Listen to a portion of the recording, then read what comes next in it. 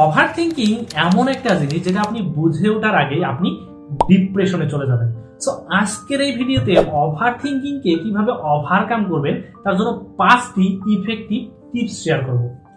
প্রথম টিপস হচ্ছে অ্যাকসেপ্টেন্স। কোনো কিছু ভুল করলে, কোনো কিছু না পারলে সেটাকে স্বীকার করতে শিখুন, নিজের ভুলটাকে স্বীকার করুন। আপনি কোনো প্রবলেমে পড়েছেন, প্যারেন্টসকে বলে দিন যে আমি এই প্রবলেমে পড়েছি কিংবা আমি এই ভুলটা করে ফেলেছি, এখন এর সমাধান করতে পারতেছি। হয়তো বা ইনস্ট্যান্ট আপনার প্যারেন্টস আপনার উপরে চিৎকার চেঁচামেচি করবে কিংবা আপনার উপরে রাগারাগি করবে, কিন্তু আলটিমেটলি সমাধান করার জন্য তারাই কিন্তু আপনার পাশে অবশ্যই দাঁড়াবে। সুতরাং যে কোনো প্রবলেমে পড়ুন, যে কোনো ভুল কাজ করুন, যে কোনো সমস্যায় পড়লে অ্যাকসেপ্ট করে নিন। কোনো প্রবলেম করলে, কোনো প্রবলেম সৃষ্টি হলে সেটাকে স্বীকার করতে শিখুন। দ্বিতীয় টিপস হচ্ছে রাইট ডাউন, লিখে রাখুন। যখন কোনো প্রবলেমে পড়তেছেন কিংবা কোনো প্রবলেম ফেস করতেছেন, অযথা টেনশন হচ্ছে, বাজে টেনশন করতেছেন, তখন ওই টেনশনের কারণ, ওই প্রবলেমের কারণটাকে লেখা শুরু করুন এবং প্রায়োরিটি অনুযায়ী একটা লিস্ট তৈরি করুন। যখন আপনি লিখতে শুরু করবেন তখন আপনার ফোকাস ঠিক থাকবে, কিন্তু আপনি যদি না লিখে প্রবলেমগুলোকে সমাধান করতে যান, একটা প্রবলেম নিয়ে কাজ করতেছেন, তখন আর একটা প্রবলেম এসে মনে হবে যে এইটা মনে হয় আগে করা উচিত ছিল।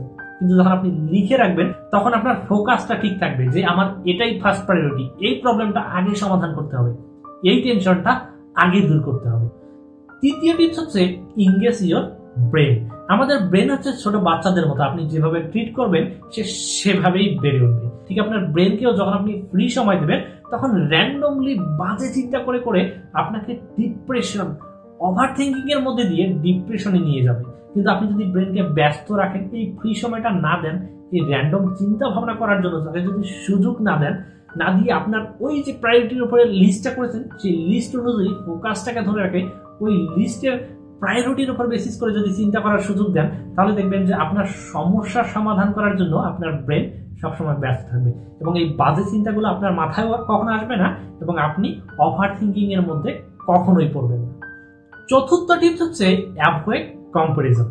তুলনা করা বন্ধ করে দিন। যখন আপনি তুলনা করবেন, ও এই করলো, ওই জুনিয়র এটা করলো, সেটা করলো, আমি কিছুই করতে পারতেছি না, আমার দ্বারা কিছুই হচ্ছে না, যখন এই কম্পারিজনটা করবেন তখন আপনি আপনার কোর ভ্যালুকে ভুলে যাবেন। যখন আপনি কম্পারিজন করবেন তখন আপনার ফেইলিয়ারগুলোকে আপনার ব্রেন বারবার রিকল করবে, আপনাকে বলবে যে তুমি জীবনে কি পেয়েছো, আমি জীবনে কি পেয়েছি, আমি শুধু এটাতে ফেল করেছি, সেটাতে ফেল করেছি, এটা করেছি, সেটা করেছি, একটাতেও কখনোই সাকসেস অর্জন করতে পারি।